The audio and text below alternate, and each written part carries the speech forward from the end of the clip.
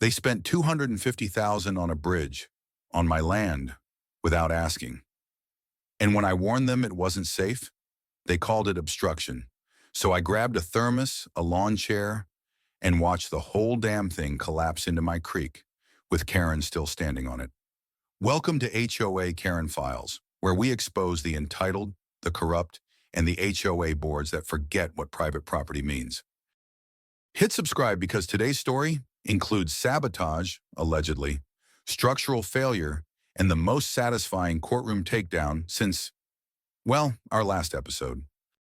The bridge groaned, then cracked, a long, splintering sound that rolled across the quiet valley like a shotgun blast. From my perch on the ridge, I had a front row seat to the spectacle. Karen Reynolds, Willow Ridge Meadows HOA president, let out a shriek worthy of reality TV and stumbled backward in her heels as the pristine new community footbridge folded in on itself, collapsing into my creek in a glorious, slow-motion nosedive. They just cut the ribbon.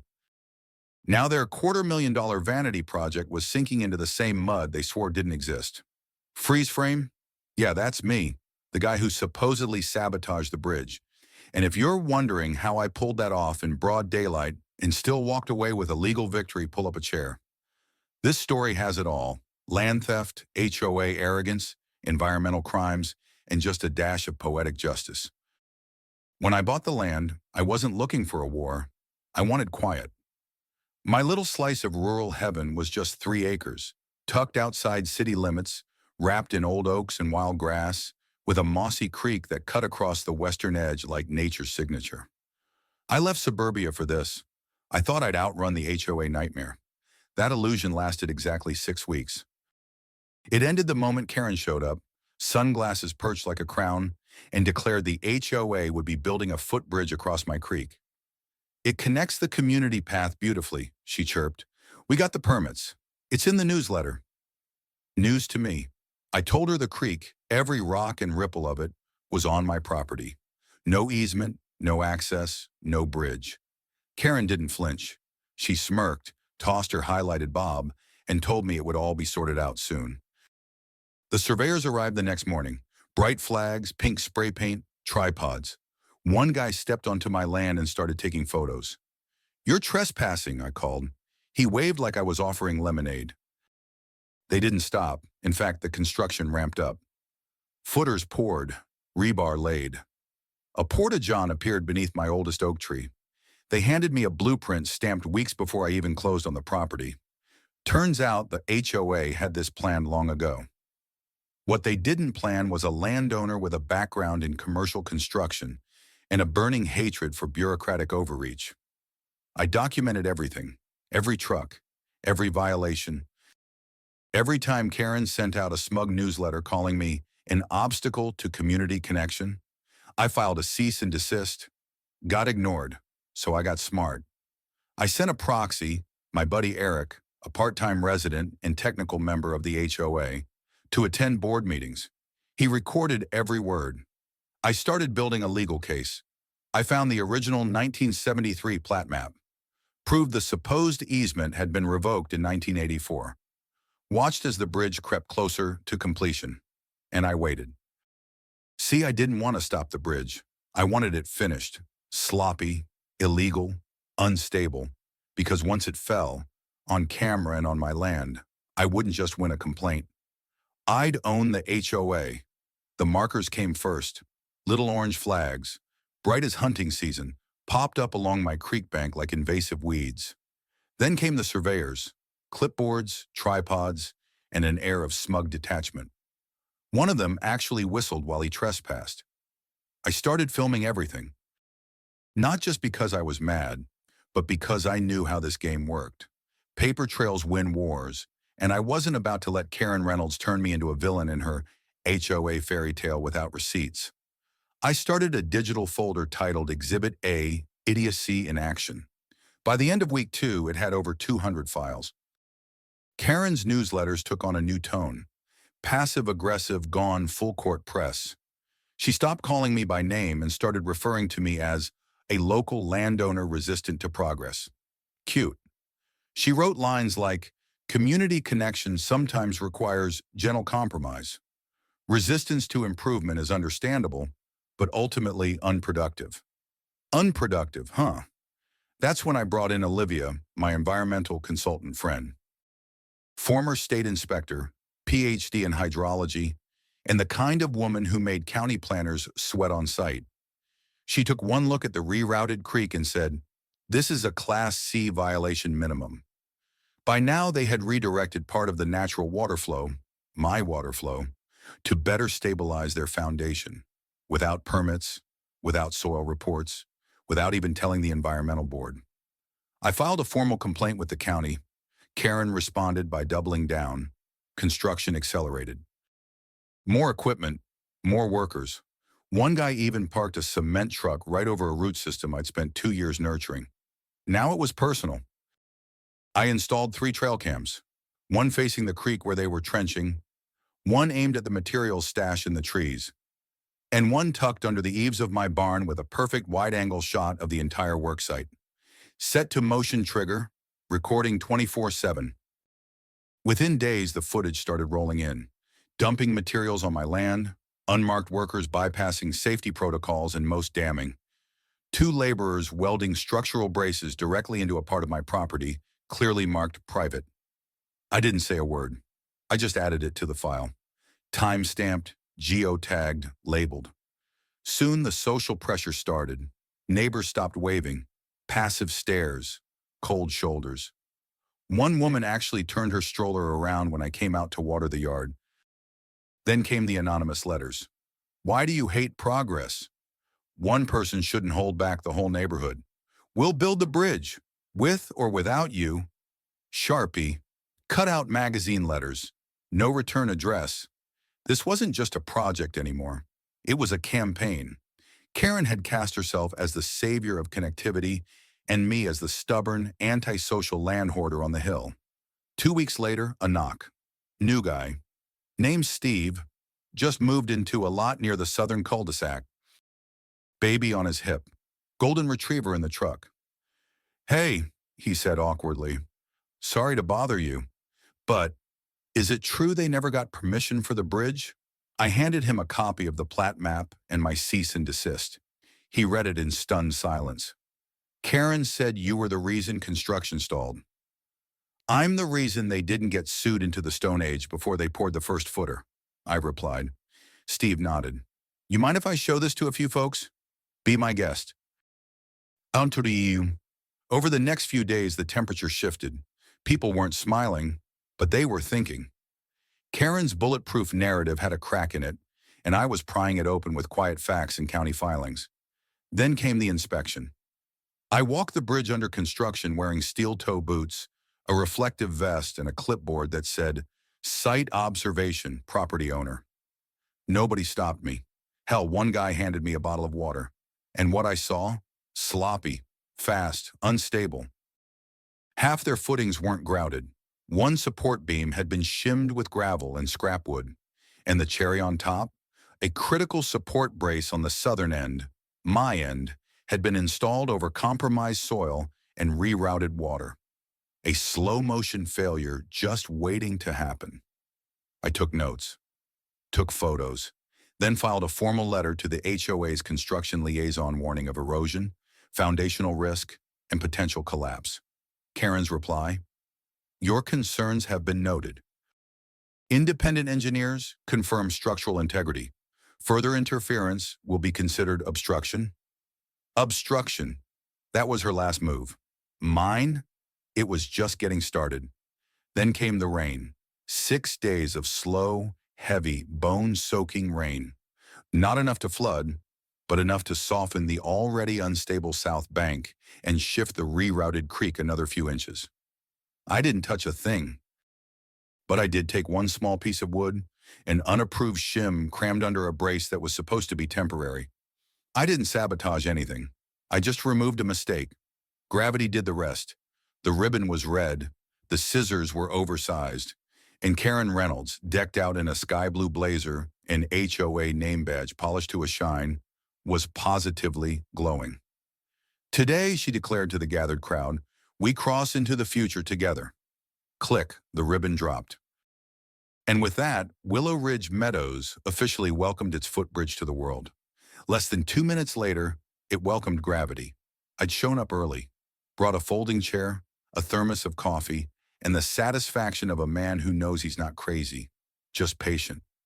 I stayed back by the tree line, just close enough to see every flash of every smartphone filming the HOA's proudest moment. Karen, Greg, Susan, and Fred, the whole royal court stepped onto the bridge, waving to the neighbors like cruise directors boarding the Titanic. The second they passed the midpoint, I saw it. The subtle dip, the slight twist in the southern footing, the way the concrete whined, just enough to make every bone in my body go, there it is. Crack. It was not a loud collapse. No explosion, no firework display. Just a grim, creaking groan as the entire southern half of the bridge gave up and dipped like a sinking porch swing. Karen screamed. Susan stumbled. Greg tried to grab the rail and missed completely.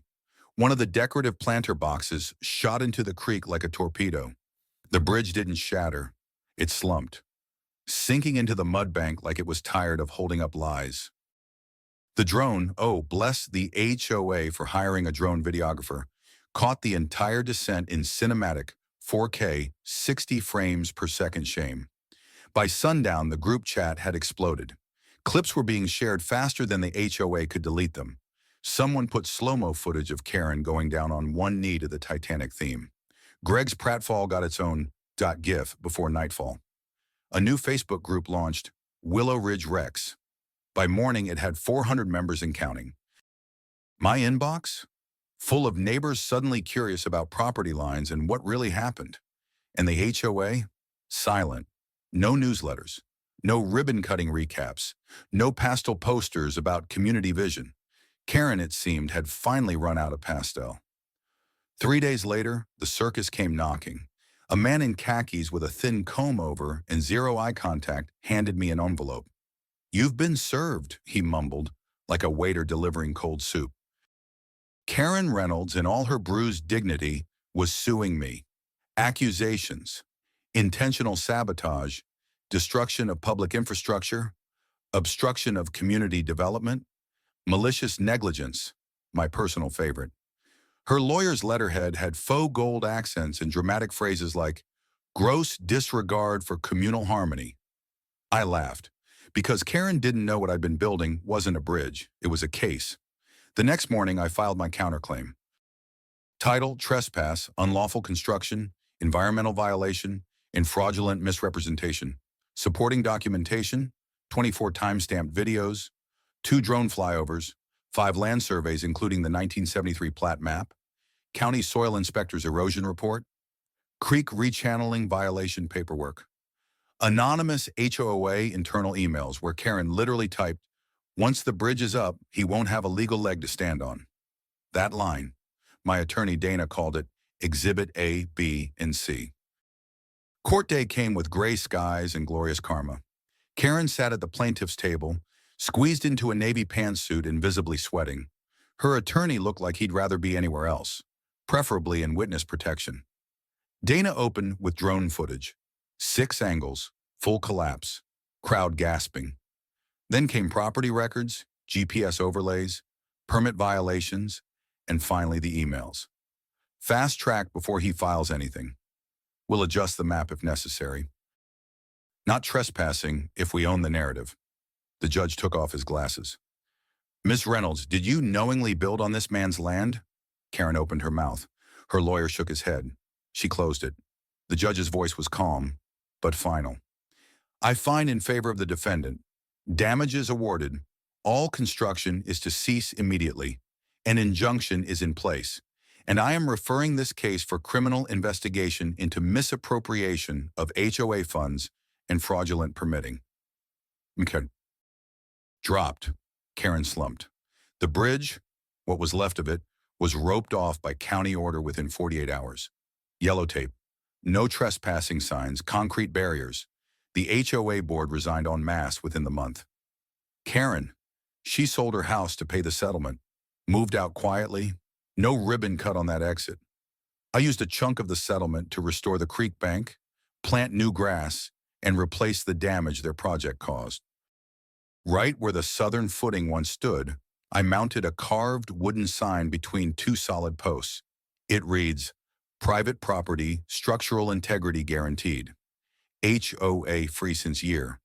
And sometimes when a former board member drives by, eyes down, HOA badge long gone, I raise my coffee cup and smile. Because in the end, all I had to do was let gravity handle justice. When a bridge collapses, it doesn't just take concrete with it. It takes reputations, trust, and in this case, an entire HOA board. Within a week of the verdict, HOA board members began stepping down one by one. Greg went first, said it was to spend more time with his garden. Translation, he didn't want to be subpoenaed.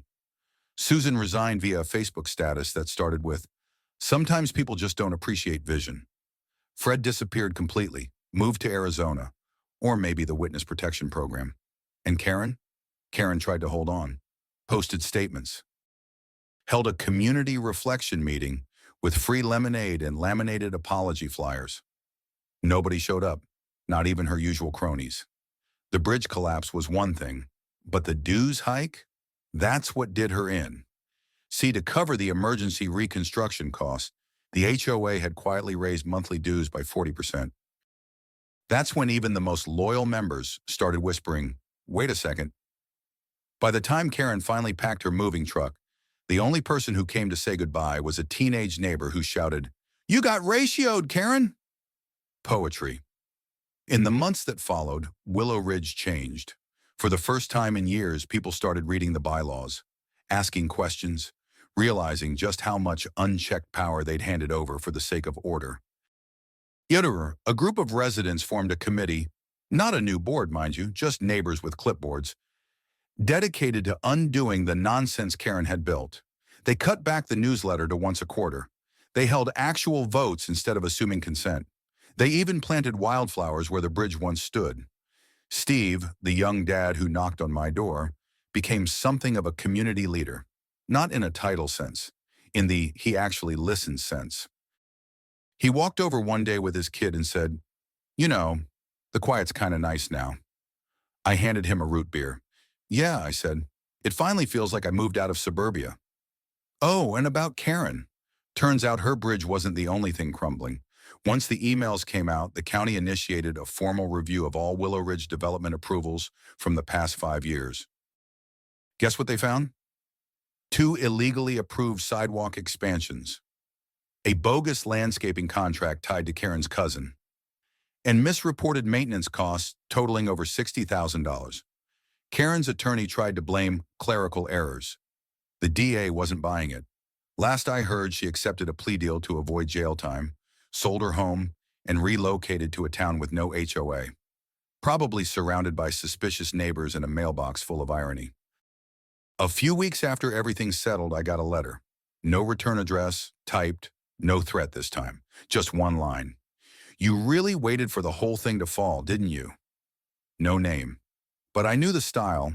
It was one of the old board members. I smiled, folded it, and tucked it into my case file. Exhibit Z. The creek's curve has settled back to its natural path. The oaks are recovering. One still has a faint scar in the bark from where they chained a cement mixer, but it's healing. I put in a bench where the bridge once stood, just a simple wooden seat carved with the words, Let things fall on their own. They usually do. Sometimes I sit there with a coffee. Sometimes a neighbor joins me. No HOA forms, no agenda, just conversation. And every so often, someone new to the area walks by and asks, Hey, didn't there used to be a bridge here? I just nod and say, yeah. It connected 2 sides of a neighborhood right up until it didn't. Oh, let me start by saying something controversial. HOAs are like wasps. They serve no real purpose. They're aggressive when unprovoked. And when one shows up near your house, your first instinct is to burn everything down and move to Alaska, which coincidentally was Plan B if this lawsuit didn't work out. After the court case, the bridge, and the great HOA implosion of Willow Ridge Meadows, I started experiencing strange side effects. Not PTSD, nothing that dramatic. This was something worse. Post-HOA stress disorder. Symptoms include flinching at the sight of orange survey flags, a compulsion to photograph all construction vehicles, involuntarily hissing the word Karen under your breath, and a mysterious inability to tolerate anyone who says community beautification. Every town has its legends. Bigfoot, UFOs, Elvis still being alive. Willow Ridge has Karen. Last month, someone posted in the neighborhood group, saw a blonde woman in a Volvo circling the cul-de-sac slowly. Is she back? Panic ensued. 4 people locked their gates. 2 dogs barked at nothing. Steve almost ran outside shirtless with a rake. False alarm. Just the new yoga instructor. But we all slept with one eye open that night. Inspired by the collapse of tyranny and a footbridge, I started a casual support group. No meetings, no forms, no dues. Just a sign posted at the old oak tree. Former HOA Survivors Club, Tuesdays at 6. Bring snacks, no agendas, no bylaws, just breathe. First week, 3 people showed up. By week 3, we had 12.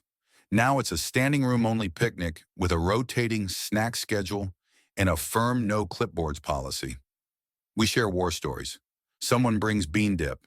It's healing. I didn't ask to be famous. But somehow, footage of the bridge collapse went viral. There's a TikTok with 3 million views titled When HOA Hubris Meets Physics. My favorite comment, this is the most satisfying collapse since my ex's crypto investment. Then came the merchandise. Yep, someone started selling t-shirts with my bench. Quote, let things fall on their own. They usually do. Another shirt just has a cracked concrete bridge with the words Karen's Kingdom underneath. Sold out in 2 days. I got one in every color. A month ago, I received a postcard. Front, a generic beach photo. Back, one line, handwritten. No HOA here. Not even recycling. Heaven. No return address. I assume she's living off-grid somewhere, screaming at pine cones and trying to form a neighborhood watch. Part of me wishes her peace. The other part still saves screenshots of the collapse for bad days. These days, the neighborhood feels human.